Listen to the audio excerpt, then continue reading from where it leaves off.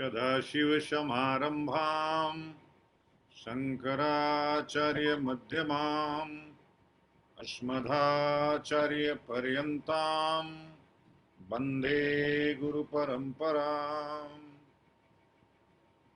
मेरे प्यारे देशवासियों, कल ही हमने 74वां आज़ादी दिवस मनाया है।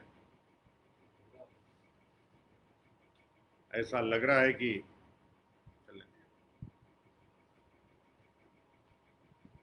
74 वर्ष हमें आज़ाद हुए हो गया,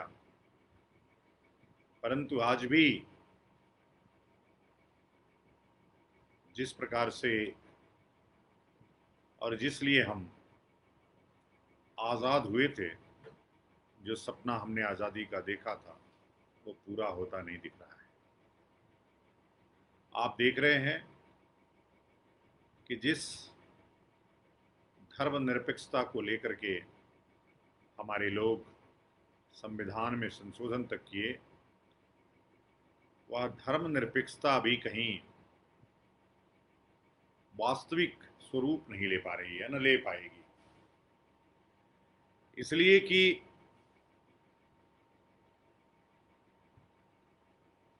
जो सोच है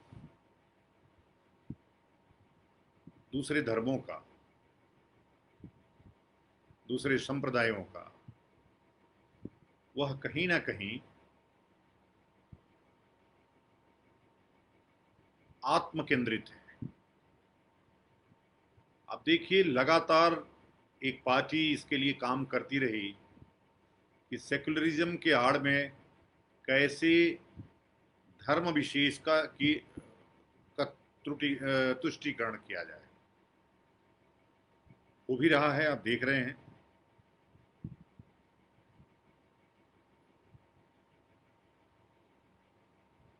लेकिन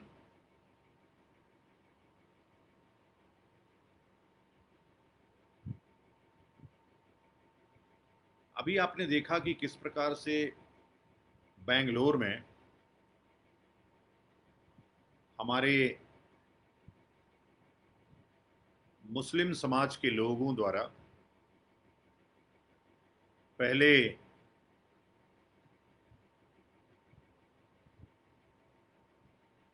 नरेंद्र मोदी के साथ लक्ष्मी जी की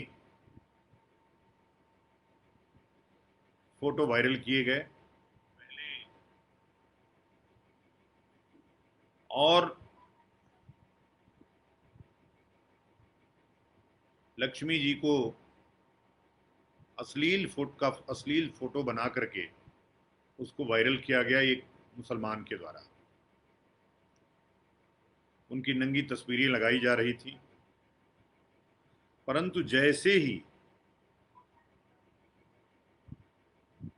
एक हिंदू लड़का पी नवीन उनके मोहम्मद साहब पे टिप्पणी किया और कहा कि मोहम्मद साहब ने 60 वर्ष की अवस्था में 14 साल की बच्ची से कैसे निकाह कर लिया, यह क्या जायज़ था? बस क्या था, इस्लाम खतरे में पड़ गया। भाई, तुम गाली दोगे, वो तो गाली नहीं थी, यथार्थ है, लेकिन तुम गाली दोगे, लक्ष्मी की नंगी तस्वीर लगाओगे, तो कुछ तो उसकी प्रतिक्रिया आपको सुनना चाहिए। लेकिन आप प्रतिक्रिया सुनने के लिए तैयार नहीं है, प्रतिक्रिया देने के लिए तैयार है। तो हमको लगा कि आज का जो विषय है, ये जो सेकुलरिज्म शब्द है, गंगा जमुनी तहजीब वाला शब्द है, इन शब्दों को पूरी तरह से समाप्त कर देना चाहिए। इसलिए कि भारत सनातन हिंदू वैदिक राष्ट्र है।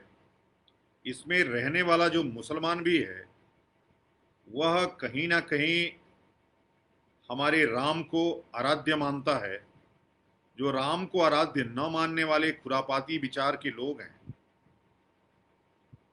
उनको या तो दंडित करके जेल में डालना है, इसलिए कि राम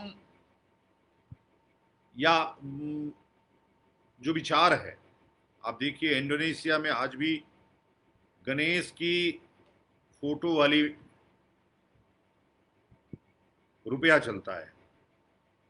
हमारे देश में हम आज भी इतने, चूंकि हम तो हिंदू राष्ट्र थे, हमको गुलाम किया गया, आज भी हम इतने गुलाम हैं कि हर जगह अब कई लोग ऐसे राजनेता हैं वो हिंदू धर्माचार्यों के पास इसलिए नहीं आते कि कहीं मुसलमान नाराज न हो जाए, और जिन धर्माचार्यों के हाथ में अभी सरकार है वो इसलिए नहीं आते कि कहीं वो हमारी कुर्सी खतरे में ना डाल दे।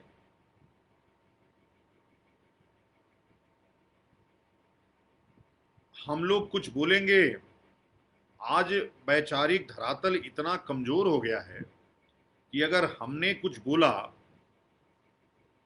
तो या तो हमारा स्थान जेल में होगा या तो हम जातिवादी हो जाएंगे। अब कल्पना करिए, जरा लिखते भी रहिए कुछ,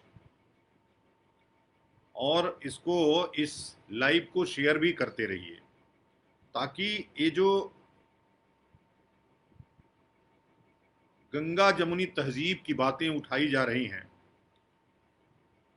मानवीय एकता की बात उठाई जा रही है, वो सिर्फ एक व्यक्ति ना करे। अभी आपने देखा जब सीएए एनआरसी की बात उठी थी तो एक सज्जन थे चंद्रशेखर रावण, संविधान लेकर के जामा मस्जिद पहुंच गए और भीम और मीम का नारा लगाया उन्होंने। क्या आपको पता है कि बेंगलोर में जो अभी हिंसा हुई है, उस हिंसा में जिस विधायक का घर जलाया गया है वो कौन था?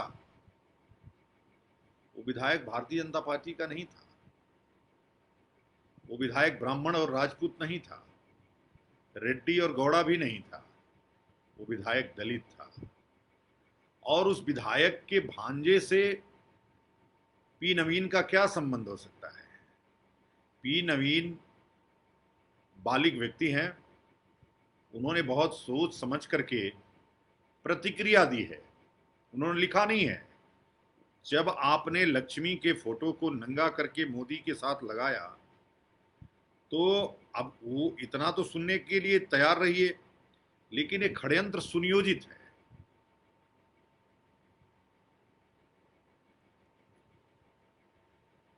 ये जो षड्यंत्र है सुनियोजित है, और सुनियोजित इसलिए है कि पहले यह लिखा गया, इस प्रतिक्रिया का इंतजार हुआ, और जब प्रतिक्रिया आई तो 1000 मुसलमान लाठी डंडा लेकर के, पेट्रोल बम लेकर के, तलवार और बंदूक लेकर के सैकड़ों दुकानों को जलाते हुए विधायक के घर पहुंच गए। विधायक के घर का जो हालत बनाया, वह विधायक जो कोई ईद, दिवाली, दशहरा छोड़ देता था, होली छोड़ देता था, लेकिन कोई ईद और बकरीद ऐसी नहीं थी जिसमें जा करके अल्लाह वाली जालीदार टोपी पहन करके और जा करके नमाज न पढ़ता हो। तो यही पाखंड है, क्योंकि कुरान में कहीं भी भाईचारा नहीं सिखाया जा रहा है, भाई को चारा बनाना है यही सिखाया जा रहा है, काफिर और मोमिन सिखाया जा रहा है। इसलिए भारत की जो तासीर है वो हिंदू संस्कृति की तासीर है। जो लोग जो स्वीकार किए हैं इस्लाम, वह लगातार सिर्फ काफिरों को मारना ही और इस्लाम का प्रचार प्रसार ही, इज्तिमा में जाना ही, अपनी जो उनकी कौमी रैलियां होती हैं उसमें जाना ही अपना धर्म समझते हैं। कहीं भी मानवता उनमें धर्म नहीं है। मानवता सिर्फ हमको सिखाई जाती है और हम सीख रहे हैं। तो इसलिए ये जो छदम भाईचारे की बात है, भाई भाई भाई के लिए माँ एक होनी पड़ेगी। यदि हमने भारत को माँ माना है या हम किसी को माँ माने हैं तो आपको भी मानना होगा। यदि आपने नहीं माना है तो इसका मतलब है कि आप हमारे भाई नहीं हैं।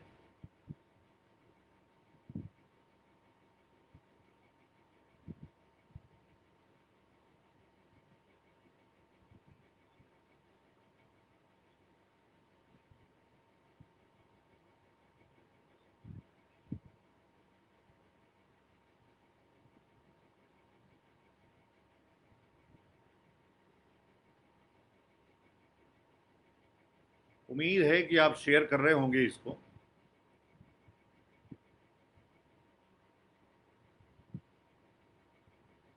पांच तारीख को जब राम मंदिर का मुहूर्त आया और देश के प्रधानमंत्री आदरणीय नरेंद्र भाई मोदी ने उसका शिलान्यास किया, तो तमाम लोगों को एक खटक गया।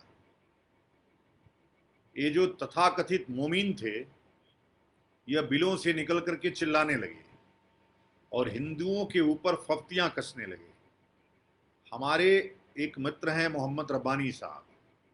रब्बानी साहब वैसे अच्छे मुसलमान हैं और मैं उनको कह सकता हूं कि वो भाई बनाने लायक मुसलमान हैं, इसलिए कि अभी तक मैंने उनको हिंदुओं के प्रति नफरत उनके मन में देखी नहीं। इजाजुद्दीन है, मोहम्मद सद्दाम है, इन लोगों के मन में मैंने कभी नफरत देखी नहीं। आज ही एक टिप्पणी सद्दाम ने हमारा पैर छूते हुए एक फोटो पोस्ट, अरे इजाजुद्दीन ने एक फोटो पोस्ट किया है। उनकी श्रद्धा है और यही भारतीय संस्कृति है, और उस संस्कृति के तहत वो पैर छू रहे हैं। उस पे एक मुसलमान लड़के ने टिप्पणी किया है कि अब तो आपने बगावत ही कर दिया है। तो उन्होंने जवाब बहुत अच्छा दिया है कि मैं जानता नहीं था कि इस्लाम आप ही के गांव से निकला है और आप ही के शब्दों से निकला है। तो मैं इस बात को इसलिए कह रहा हूं कि ये जो कौमी एकता की बात है, हम लगातार कह रहे हैं कि जो भारत में मुसलमान रहता है वह मुसलमान कोई जातीय मुसलमान नहीं है, पैदाइशी मुसलमान नहीं है, वो कन्वर्टेड मुसलमान है। तो उसको अपने घर वापस आकर के भाईचारा का नजीर पेश करना चाहिए। इबादत के रास्ते जब बदले होंगे तो कुछ न कुछ ऊंच नीच रहेगा, आपके मन में भी रहेगा और कहीं ना कहीं हमारे मन में भी रहेगा। तो यह मन में न रहे, इसके लिए आइए और इस पूरे जो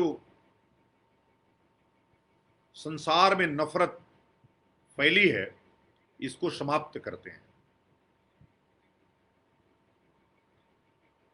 आप सबको हमारी आवाज मिल रही है? अगर आवाज मिल रही है तो जरा कुछ लिखिए।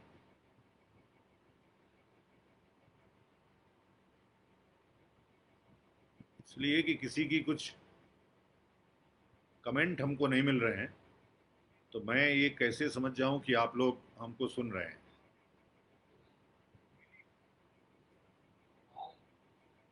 आ रहे हैं? अच्छा, चलिए, आ रहे हैं तो अच्छा है। यहाँ नहीं दिख रहा है तो मुझे ऐसा लग रहा है कि कोई बात नहीं। ऊपर ऐसे ओह ठीक है, ठीक है, ठीक, समझ गए। ठीक है, आ रहा है। हाँ हाँ,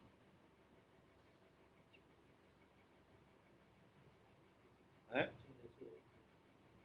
अच्छा, हाँ ठीक है, आ रहा है। कुछ लोग यहाँ आसपास मुझे समझाने वाले भी हैं, तो अच्छा है, मैं समझ रहा हूँ। तो मैं जो बात कह रहा था, अंशु चौरसिया जी, कौशल नारायण पांडे जी, हरीश पांडे जी, मोहम्मद सद्दाम भी हैं हमारे साथ, राघवेंद्र पांडे जी। कोई नेता आरक्षण की बात करता है, ऐसा नहीं है। आप लिखते रहिए, शेयर करते रहिए जरा।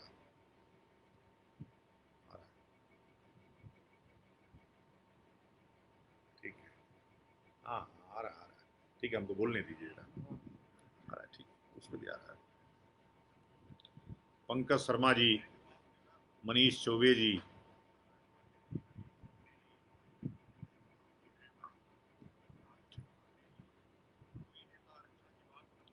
तो ये जो कौमी एकता की बातें हैं, यह सिर्फ एक जगह नहीं होनी चाहिए, यह दोनों तरफ से चलनी चाहिए।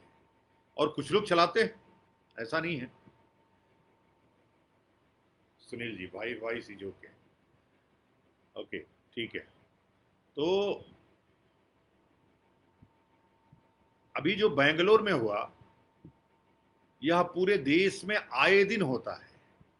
कहीं कहीं मीडिया की नजर पड़ जाती है तो वो राष्ट्रीय और अंतर्राष्ट्रीय खबरें बन जाती है।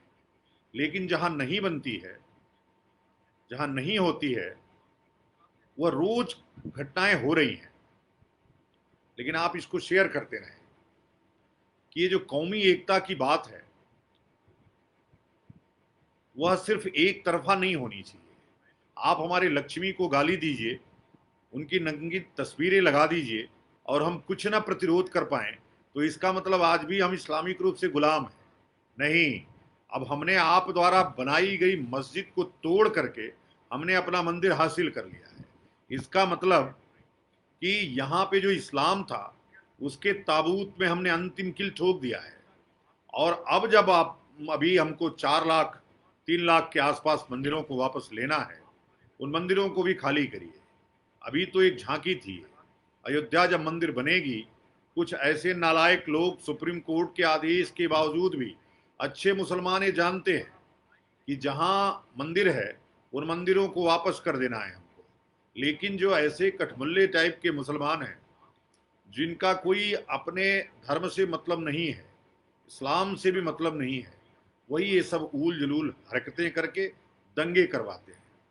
दंगा वैसे ही करवाता है, उससे उसको वोट मिलता है। और अब उसको एक सांसद के ऊपर कंटेम्प्ट नहीं बना, वह सुप्रीम कोर्ट के आदेश से बन रहे मंदिर के ऊपर टिप्पणी किया उसने। फिर भी किसी बड़े हिंदू नेता ने प्रतिक्रिया नहीं किया। आश्चर्य तो देखिए, जिस कांग्रेस पार्टी का विधायक हमले, जिसके घर के ऊपर हमले हुए, उसके पार्टी के एक छोटे या बड़े नेता ने कोई प्रतिक्रिया नहीं दी। यदि यही काम बजरंग दल के लोग किए होते, विश्व हिंदू परिषद के लोग किए होते, शंकराचार्य परिषद के लोग किए होते, तो अवश्य वो उनको लगता कि यह तो बड़ा भारी अन्याय हो गया है। लगता कि नहीं लगता? तो ये जो ड्यूअल कैरेक्टर है राजनीतिज्ञों का, और वैसे ही कैरेक्टर धीरे धीरे अब समाज का हो रहा है। एक भी अच्छा मुसलमान भी प्रश्न नहीं उठाया। आखिर कारण क्या था? आखिर क्यों नहीं प्रश्न उठाया कि उस दलित विधायक की उसमें क्या गलती है? घर तो जलाना था तो पी नवीन का जलाते, आखिर उनका क्यों जलाया? इसलिए कि वो नेता थे, इसलिए कि वो दलित थे। एक भी दलित नेता भी नहीं उठा, रावण भी नहीं आया। अगर किसी मुसलमान के ऊपर होता तो ये नालायक शायद संविधान लेकर के कूद पड़ता, लेकिन अब दिखता नहीं है। वो जो दिल्ली वाला नालायक है वो भी नहीं दिखा। ये सब के सब सिर्फ वोट लेने के लिए, मुस्लिम परस्ती के लिए दलित बने हुए हैं। वैसे तो एक कुछ भी नहीं है, इंसान भी नहीं है। जो इंसान है वो धार्मिक है, वो किसी न किसी धर्म से तो होगा ही। जो धर्म निरपेक्ष है वो ठीक वैसे ही है कि न मर्द है न औरत है, वही धर्म निरपेक्ष है।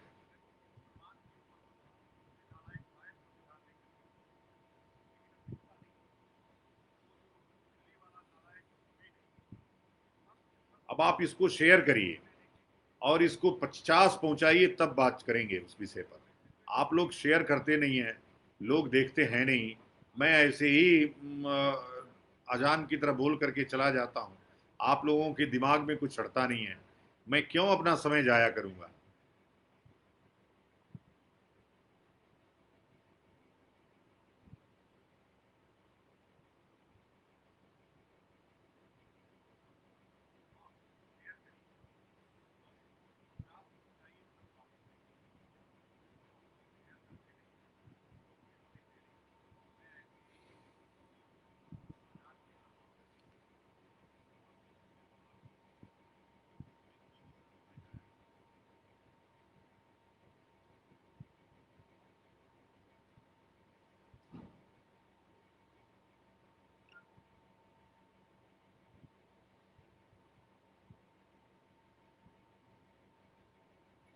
शेयर करिए।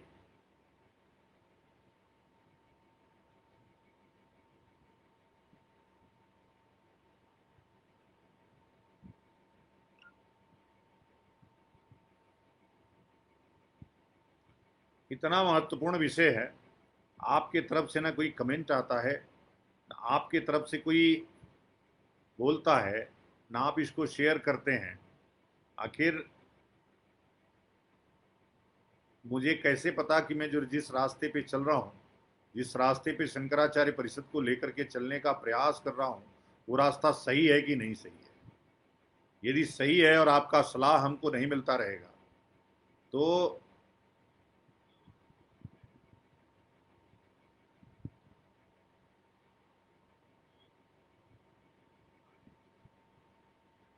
सुनील कुमार जी बोल रहे हैं तुष्टीकरण की प्रथा को राजनेता नहीं जनता ही समाप्त कर सकती है।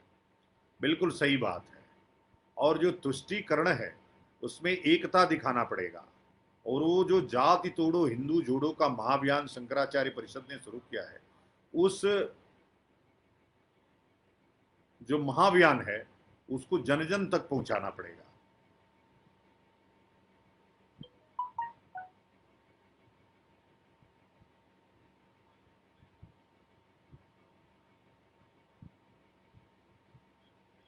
नमो नमः दिवाकर जी, नरेंद्र बुद्धियार जी, टीएन मनीष जी भी आ गए हैं।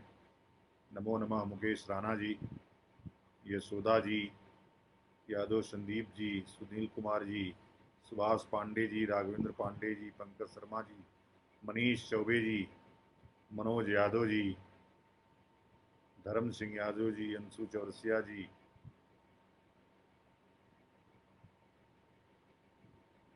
मिथिलेश सिंह जी, संजय सानिया पाठक जी, आलोक तिवारी जी, रघु यादव जी,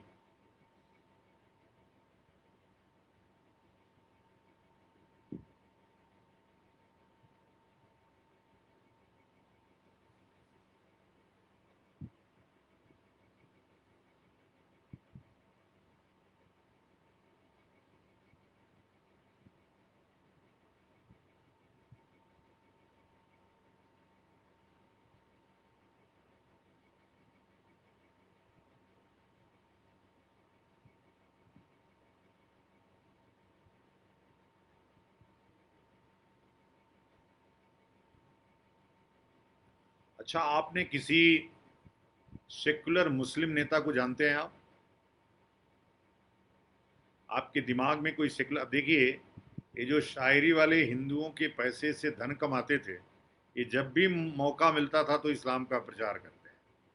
अभी राहत इंदौरी साहब गए, जब तक शायरी पढ़ते थे अल्लाह अल्लाह ही चिल्लाते रहते थे। मुनव्वर राना है, लगातार केवल अल्लाह अल्लाह ही चिल्लाते हैं। लेकिन कोई भी हिंदू नेता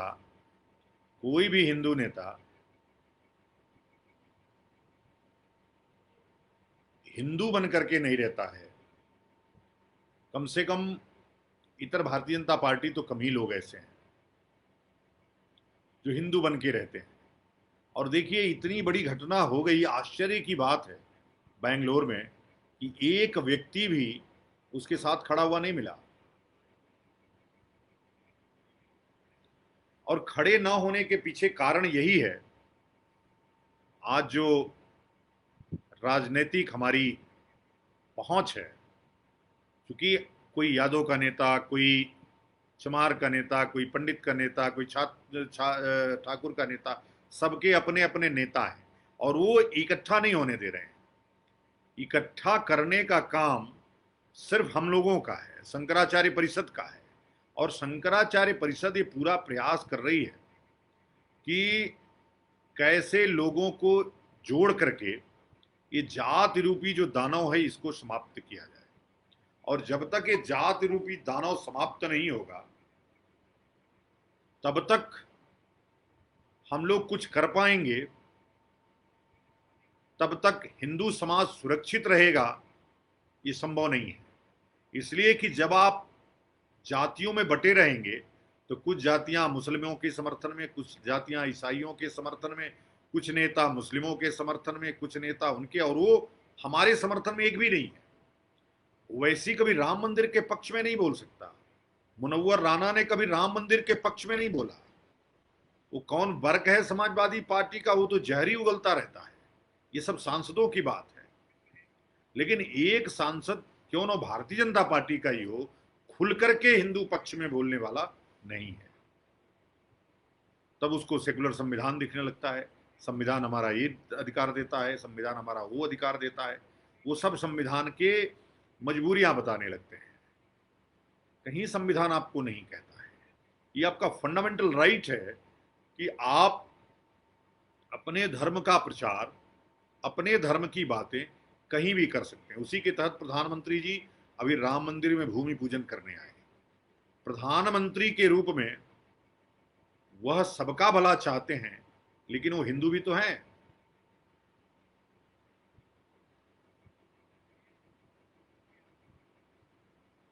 शेयर करते रहे। हाँ, पूरन जी नहीं देख रहे हैं लग रहा है। अच्छा। हाँ हाँ, लेकिन संघ ठीक।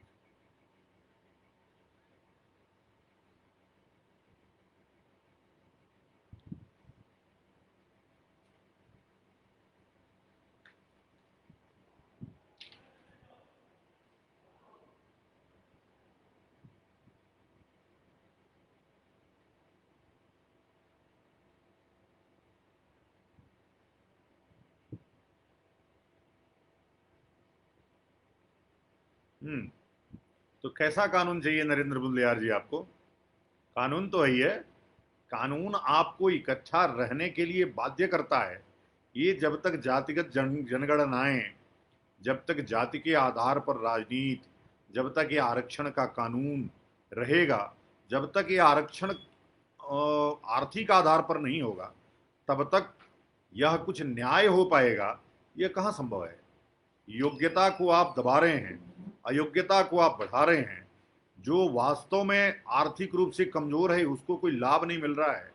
आपने अब तक कोई क्रिमिलेयर नहीं बनाया, आप अब तक आपने कोई व्यवस्था नहीं दी, तो कौन से कानून को हम मान रहे हैं? कानून से नहीं, सामाजिक क्रांति से बदलेगा ये। आरक्षण प्राप्त करने वाले लोग ही कहेंगे हमको आरक्षण की अब आवश्यकता नहीं है, तब ये आरक्षण समाप्त होगा। और मुझे उम्मीद है कि आप सवर्णों के द्वारा बनी हुई सरकार कभी आरक्षण को समाप्त नहीं कर पाएगी, इसलिए कि वो जानती है कि सवर्ण जो हमको वोट देता है वो तो देता ही रहेगा।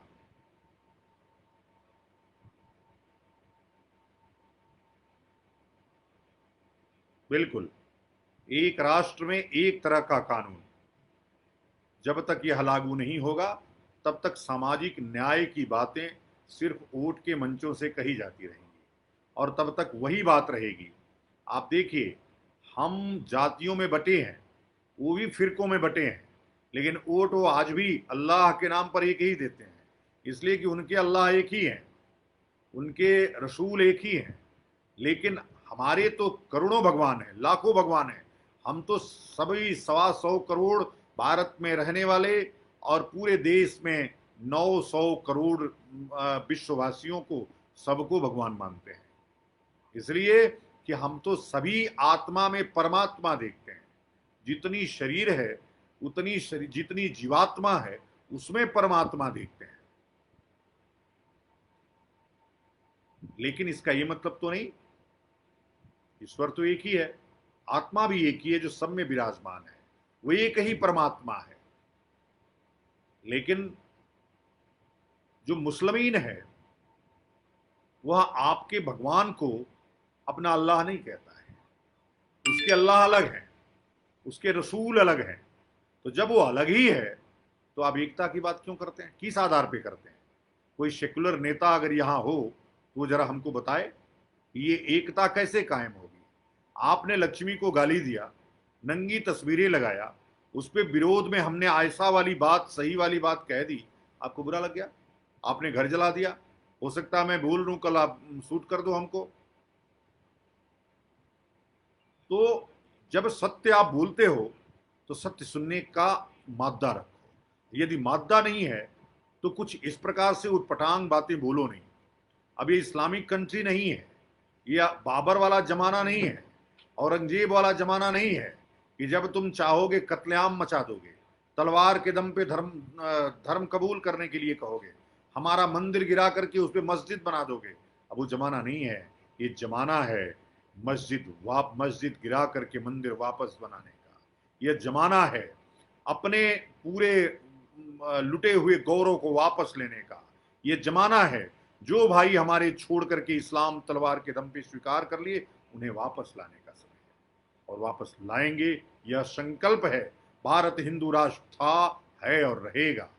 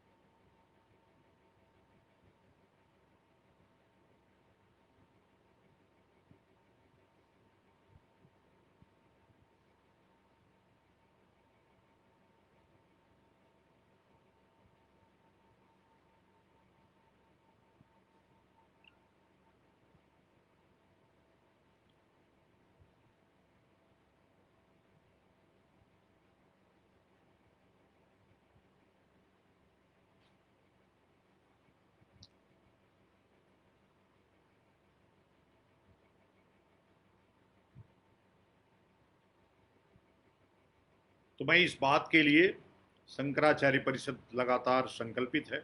अभी हम लोग कुछ दिनों बाद शांति गुरुकुल की व्यवस्था करने जा रहे हैं, जिससे जो राष्ट्र में हमारी अस्मिता धीरे धीरे समाप्त हो रही है, हमारी पूजा पद्धतियां समाप्त हो रही हैं, हिंदू संस्कृतियों का लोप हो रहा है, वो संस्कृति को बचाया जा सके, अधिकतम धर्मस्थलों को समृद्ध किया जा सके। मैं सबसे लगातार ये आग्रह करता हूं कि आपके इर्द गिर्द जो भी धर्मस्थल है, उसका जरूर सप्ताह में एक दिन विजिट करिए। एक दिन अपने भारतीय परिधान में रहने का प्रयास करिए, और भारतीय परिधान में ही मंदिर जाने का कार्य करिए। जब तक आप संकल्प ये नहीं लेंगे संस्कृति को बचाने का, हम ऐसे ही भौंकते रह जाएंगे। ये भौंकने से कुछ नहीं होगा। दिन में आएंगे, कुछ लोग मोबाइल खोलेंगे, फिर मोबाइल को बंद कर लेंगे, फिर खोलेंगे, फिर बंद कर लेंगे। यह सिलसिला यूं ही चलता रहेगा। लेकिन जो काम वो कर रहे हैं, वो काम हम नहीं कर पाएंगे, संभव नहीं है। इसलिए मैं कह रहा हूं कि आप लोग ये संकल्प लीजिए, नेताओं के भरोसे स्वर्ग रूपी देश को छोड़ नहीं सकते। यदि हम ऐसे ही छोड़ते रहेंगे, यदि हमको लगता है कि ये सब काम तो नेता करेगा, सामने वाला इंतजार नहीं कर रहा है। चंगेज खां की जब सेना आई, या बाबर की जब सेना आई, तो मुट्ठी भर आई। हमारे ऐसे ही बटे हुए समाज, जो छोटे छोटे टुकड़ों में उपासना पद्धतियों के नाते छोटे छोटे टुकड़ों में बटा हुआ समाज था, उसका उन्होंने लाभ लिया, जो लाभ अभी आज का राजनेता ले रहा है। आप सोचिए कितने शर्म की बात है। एक भी बड़ा नेता खुल करके नहीं आया। मोदी जी ने भी ट्वीट नहीं किया, अमित शाह ने भी ट्वीट नहीं किया कि एक हिंदू दलित विधायक के घर पर मुसलमानों ने धावा बोल करके उसका घर जला दिया, 3-4 लोगों को जान से मार दिया, उसके सारी संपत्तियों को जला दिया, सैकड़ों दुकानों को जला दिया। ये क्या, किस एकता के अंदर का आता है, किस गंगा जमुनी तहजीब के अंतर्गत आता है? तो ये जो तहजीब की बात, एकता की बात हम ही करते रहे और चारा भी हम ही बनते रहे। तो ये सब अब दोगली बातें चलने वाली नहीं है। इन सब पे बहुत ज्यादा हमको कार्य नहीं करना है। हमको कार्य जिस पे करना है, अपनी संस्कृति को मजबूत करने पे। हमको अपनी संस्कृति मजबूत करना है, और जब हम अपनी संस्कृति को मजबूत करेंगे, अपनी उपासना पद्धतियों को मजबूत करेंगे, अपनी इम्यूनिटी को बढ़ाएंगे, अपनी दिनचर्या को सनातनी करेंगे, तभी कुछ होगा। और यह शुरुआत, जैसा कि सुनील कुमार जी ने कहा है, हम बदलेंगे युग बदलेगा। सबसे पहले हमको अपने से शुरुआत करनी है, अपने बच्चे से शुरुआत करनी है। सांध्य गुरुकुल में जो आपके मोहल्ले में स्थापित होगा, वहां आप अपने बेटी को नित्य भेजिए। आप परिवर्तन देखिए, उसके संस्कारों में परिवर्तन देखिए।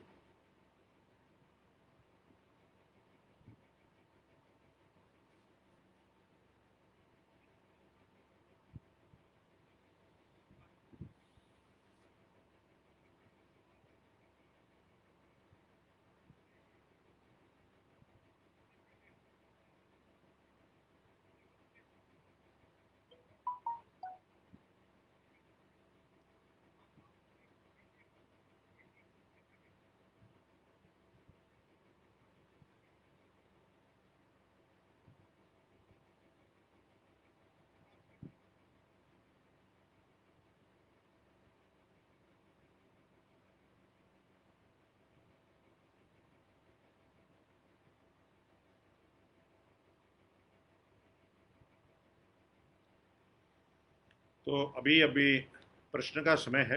हमको लगता है कि आप लोगों के पास प्रश्न होगा, मैं उसका उत्तर दूंगा। मनोज यादव, हम लोगों को बदलना नहीं, बदलाव चाहिए।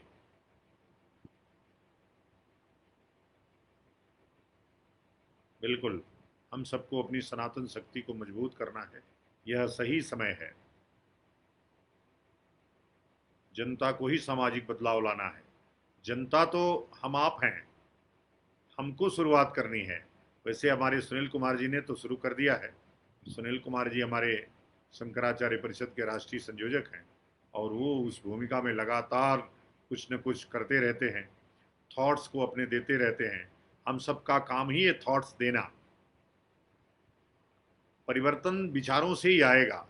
जब तक वैचारिक परिवर्तन नहीं होगा, जब तक आपके अंदर की जो ये धर्मनिरपेक्षता रूपी दानव है, ये हिलोरें लेती रहेगी, जब तक आपको सामने वाला में आप देवता देखते रहेंगे जबकि वो राक्षस है, उसका विनाश होना है, तब तक ऐसे ही होगा।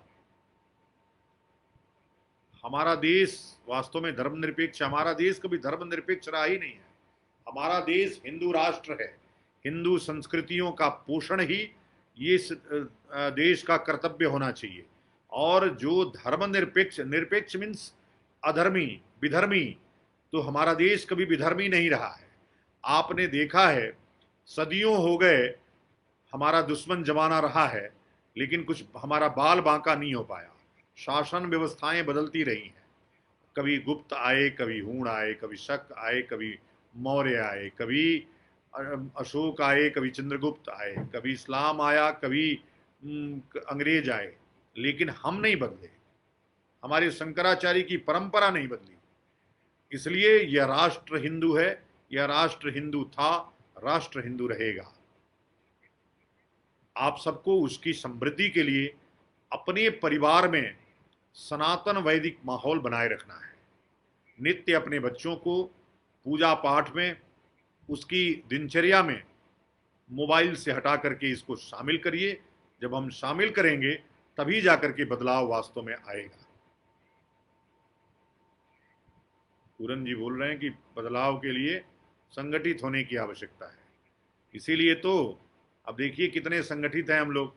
अभी 14 लोग देख रहे हैं इस समय, कभी 20 लोग, कभी 25 लोग।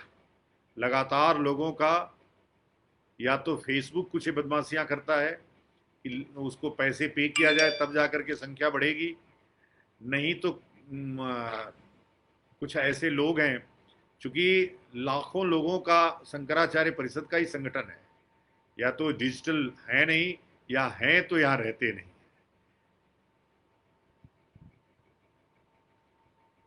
लेकिन बदलाव होगा, अवश्य होगा।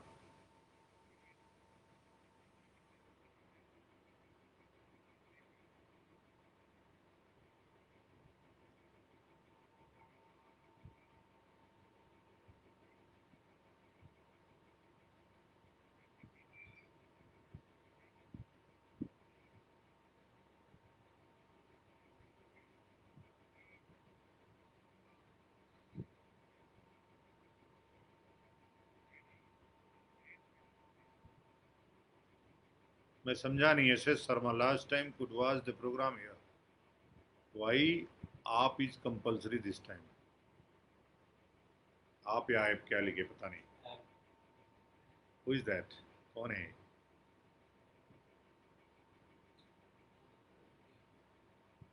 ठीक है। समझ में नहीं आया आपका प्रश्न। प्रश्न यदि फिर से करेंगे तो समझ में आएगा शर्मा जी।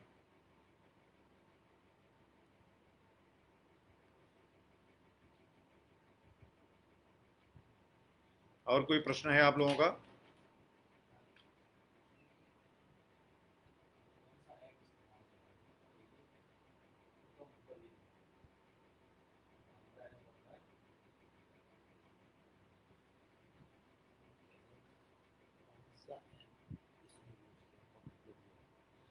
ऐप तो मुझे पता नहीं है। फेसबुक से डायरेक्ट लाइव है हम लोग। हम लोग इतना कुछ जानते नहीं है इसके बारे में, तो आप कुछ आइडिया दे सकते हैं तो दीजिए। शंकराचार्य परिषद ने भी अभी ऐप अपना बनाया है। उस ऐप को अभी लॉन्च होने में थोड़ा वक्त है, जल्दी ही वो ऐप लॉन्च होगा जिसमें सनातन वैदिक धर्म से समस्त सूचनाएं आपको एक क्लिक में मिला करेंगी। हम लोगों के पास भी अगर कोई प्रश्न आपको पहुंचाना होगा तो तुरंत आप पहुंचा सकेंगे। प्रयास हम लोगों का है किस प्रकार से सनातन धर्म समृद्ध हो, उसकी जो मूल संस्कृतियां हैं वो निकल करके बाहर आए, मानवता का जो पाठ है वो जन जन तक पहुंचे। यह हिंसात्मक जो प्रवृत्ति हो रही है इसलिए कि वो उन्होंने इस्लाम स्वीकार कर लिया है। कोई हिंदू नामधारी व्यक्ति इस तरह की हिंसा नहीं कर सकता है, ना किया है, आपने देखा है।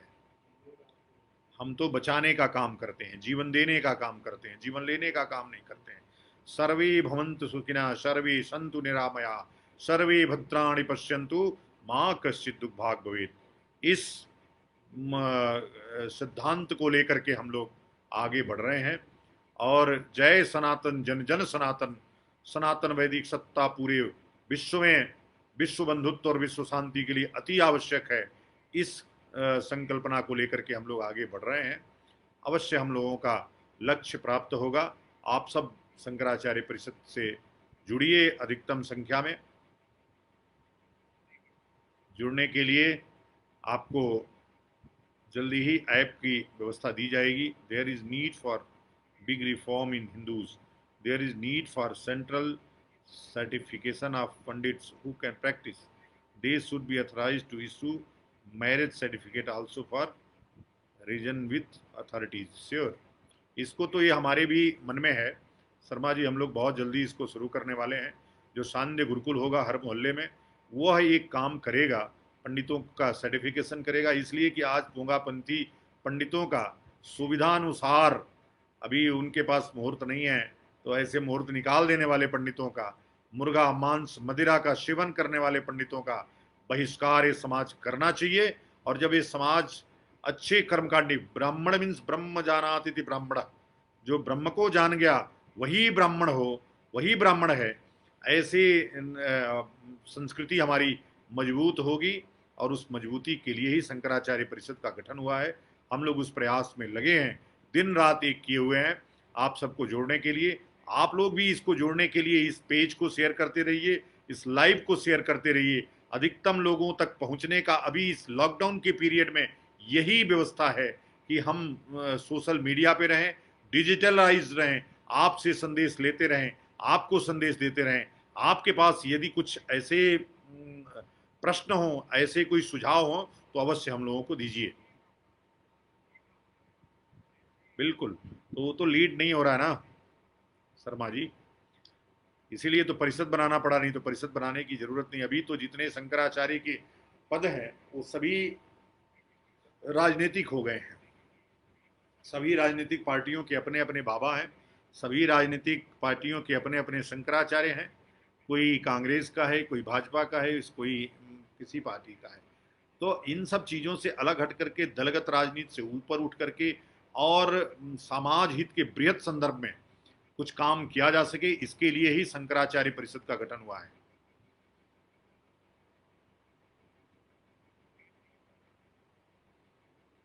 आज हमारा आशुतोष नहीं दिख रहा है, जाति तोड़ो हिंदू जोड़ो वाला।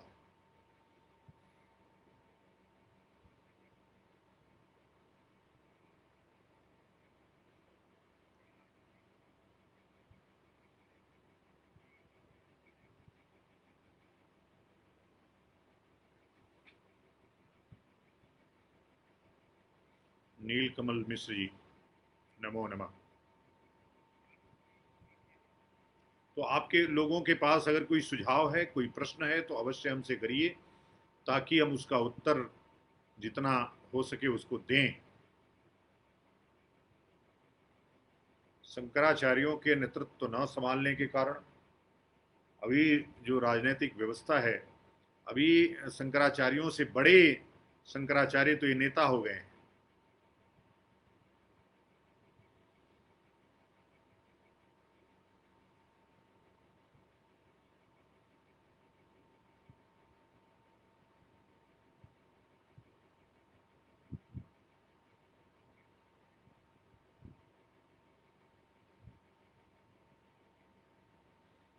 हाँ, ये भी ठीक है, लेकिन अब वो रजिस्टर्ड वाला जो कॉन्सेप्ट है ना शर्मा जी, वो बड़ा खराब है। अभी देख रहे हैं 4 लाख मंदिर हमारे सरकार के कब्जे में है।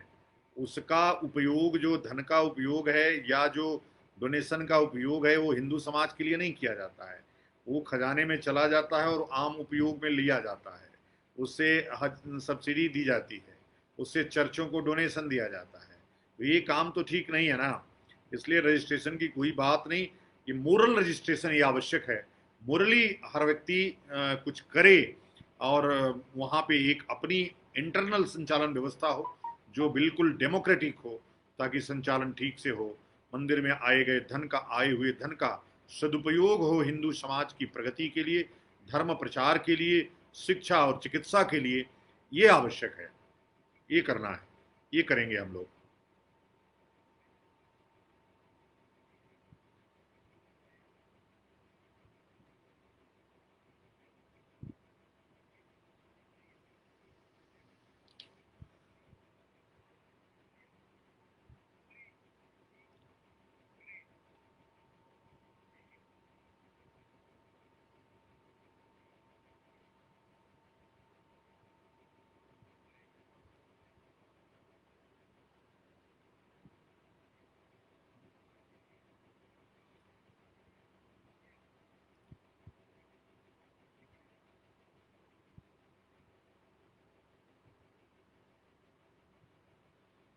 तो अभी हम लोगों को एक तो एकजुट होना है, जातियों से ऊपर काम करना है, और जब हम बाहर ऊपर उठ करके बृहद संदर्भ में काम करना शुरू करेंगे तो निश्चित रूप से यह देश बदलेगा और प्राचीन भारत का जो पुनर्निर्माण का संकल्प है वह प्राप्त होगा। ऋषि कृषि का जो संकल्प है वो प्राप्त होगा। जो परंपरा प्रशिक्षण का संकल्प है वो प्राप्त होगा। निश्चित रूप से भारत पुनः एक विश्वगुरु बनेगा। विश्वगुरु भाषण देने से नहीं बनता है, विश्वगुरु कर्म करने से बनेगा, नेतृत्व करने से बनेगा। भारत की जो शिक्षा व्यवस्था अभी वर्तमान में है वो अपने निचले पावदान पे है। अभी घूस दे करके हाई स्कूल और इंटर की परीक्षाएं, बीए की परीक्षाएं पास कराई जा रही हैं। पास करके आता है, रहता है वो पीएचडी धारी, लेकिन उसको पूछ लीजिए कि कोई छोटा प्रश्न वो नहीं बता पाता है। देश का राष्ट्रपति कौन है, प्रधानमंत्री कौन है, यह छोटा जनरल नॉलेज नहीं जानता है। इसलिए सबसे पहले शंकराचार्य परिषद का ये कार्य होना चाहिए कि हम अपनी शिक्षा व्यवस्था को कैसे सुदृढ़ करें, कैसे ज्ञानी, कैसे शिक्षकों की, अच्छे शिक्षकों की का पोषण हो समाज में। चूंकि अभी जो व्यापारिक शिक्षा चल रही है उसका ये अनंत यात्रा है, विकास का कोई पैमाना नहीं है, मनुष्य के संग्रह का कोई सीमा नहीं है, इसलिए कि उसके पास अच्छे गुरु की कमी है।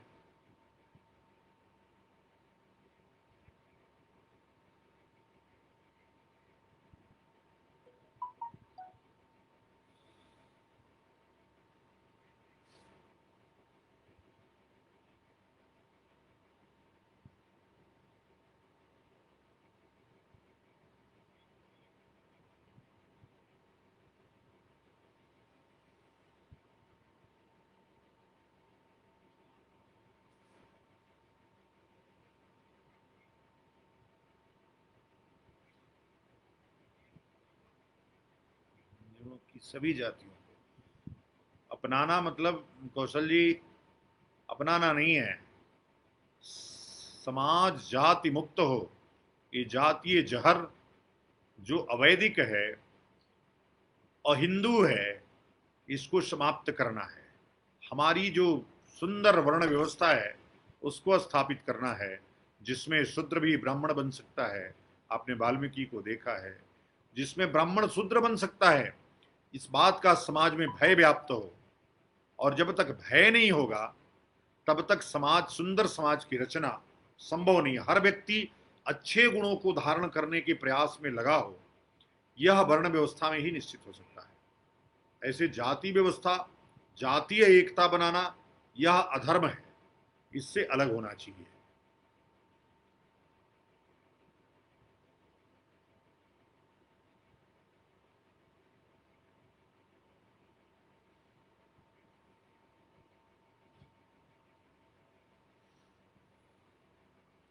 हमारे शर्मा जी के सुझाव लगातार आ रहे हैं कि deputy must contribute a fix monthly amount to temple and temple should provide.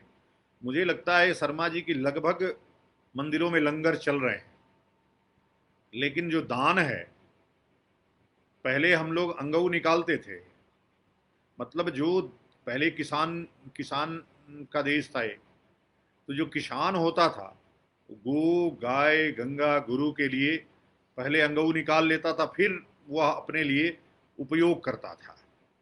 आज वो परंपरा धीरे धीरे समाप्त हो गई है, लेकिन वो परंपरा इस्लाम में समाप्त नहीं हुई है। वो सभी लोग जक़ात निकालते हैं, जो मस्जिदों को देते हैं जाकर के, और उससे मस्जिद में मदरसा चलता है। मदरसा इसीलिए फल फूल रहा है।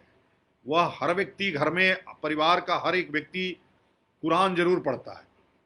हमारे यहाँ कोई गीता नहीं पढ़ रहा है, और इसमें हमारी कमी, गुरुओं की कमी है, धर्माचार्यों की कमी है, धर्म प्रचारकों की कमी है। तो इसको हम लोग, जो भूल है उसको सुधारने का काम करेंगे, और जरूर हम लोग समाज को आगे ले जाने का काम करेंगे। समाज में गिर रही हमारी सांस्कृतिक धरोहरों को, मान्यताओं को पुनर्वापस वापस करने के लिए शंकराचार्य परिषद का गठन हुआ है, और उसको जन जन तक पहुंचाने के लिए आप सबका सहयोग अपेक्षित है। उम्मीद है आप अपने जहां भी बैठे होंगे शंकराचार्य परिषद के कामों को बढ़ाने में अपनी महती भूमिका निभाएंगे। जाति व्यवस्था और वर्ण व्यवस्था का चलन, जाति व्यवस्था का, जाति का तो इतिहास मुझे कुछ समझ नहीं आता है, लेकिन 18वीं शताब्दी के बाद ही अंग्रेजों ने इस जाति व्यवस्था को शुरू किया होगा, ऐसा लगता है। वर्ण व्यवस्था जब से सनातन वैदिक व्यवस्था है, गुणों धर्मों के आधार पर वर्ण व्यवस्था का चलन हुआ, और जो व्यक्ति है,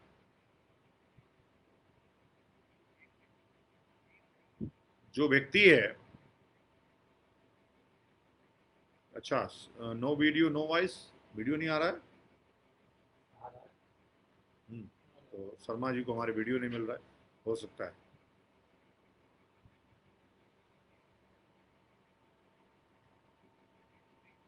तो वर्ण व्यवस्था जो है, जब से हमको लगता है कि सृष्टि की रचना हुई होगी, मनुष्य जाति का जन्म हुआ होगा, गुण धर्मों के आधार पर और अच्छी समाज में महत्ता बढ़ाई जाए, इसको लेकर के जो दुर्गुणधारी लोग थे वह गुणवान बने, इसके लिए वर्ण व्यवस्था की रचना हमारे ऋषियों ने किया होगा, और वह वास्तव में सुंदर है। आज भी उसकी प्रासंगिकता है। बिना वर्ण व्यवस्था के समाज की सुंदर रचना, इसलिए कि जितने गुरुमुखी लोग हैं, जितने गुरुमुखी लोग हैं वही सुंदर समाज की रचना कर सकते हैं।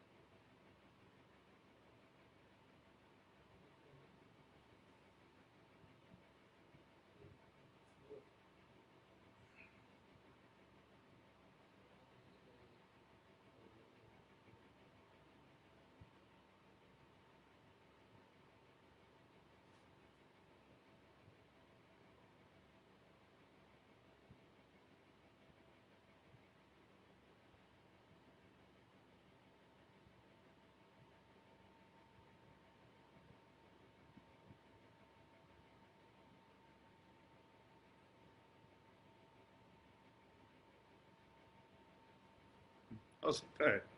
सुनील जी बोल रहे हैं कि नाम के आगे सरनेम लगाने से उपजाति का विकास हुआ है, ऐसा मेरा मानना है, ये संभव है। बहरहाल इसमें ज़्यादा फंसना नहीं है, हमको अपनी अच्छाइयों को आगे ला करके और जो बुराइयां हैं उसको समाप्त